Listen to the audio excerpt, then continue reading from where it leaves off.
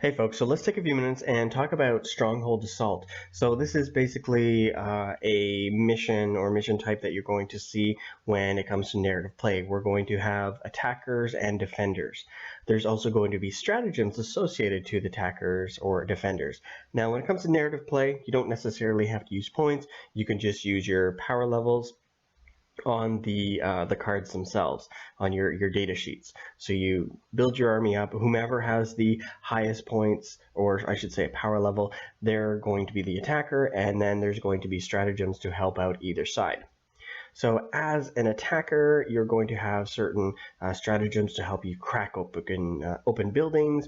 You're going to have certain stratagems as the defender to get your guys out of those buildings when they get cracked a little bit safer, so you're not going to lose necessarily as many people. But when you do that, you're going to be using up command points, which could be used towards rerolls or insane bravery and things like that.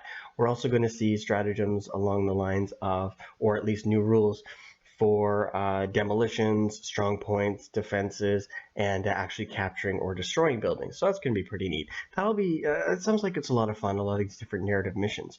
But what I really wanted to touch on in this article here was the actual fortification piece, and that was kind of mentioning what we can expect when we just see these fortifications in match play.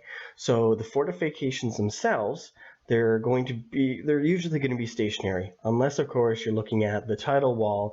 Those guys are going to be able to move and such, but other than that, for the most part, they're going to be stationary.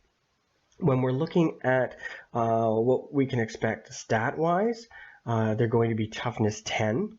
We're going to see over a dozen wounds with a 3+ save. So they're going to be hard to crack open and get inside of. So that's going to be interesting to see. But I think the wounds are really going to be where I want to see what's going on, because you sometimes have those small bunkers, and having some of those small bunkers having like 12+ wounds, I'm not too sure about that. We'll see, but maybe it'll be comparable to some of the vehicles or something. I don't know. We'll see. I'm not too sure on how this is going to go. I rarely ever come up against fortifications for myself. I think in all the years I've been playing, I've faced off against 2.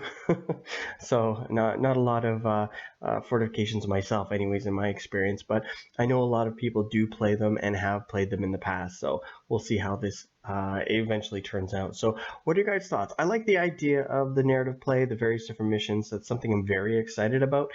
The toughness 10 and over a dozen wounds has me a little nervous when it comes to the fortifications, but again, we'll have to see how it goes.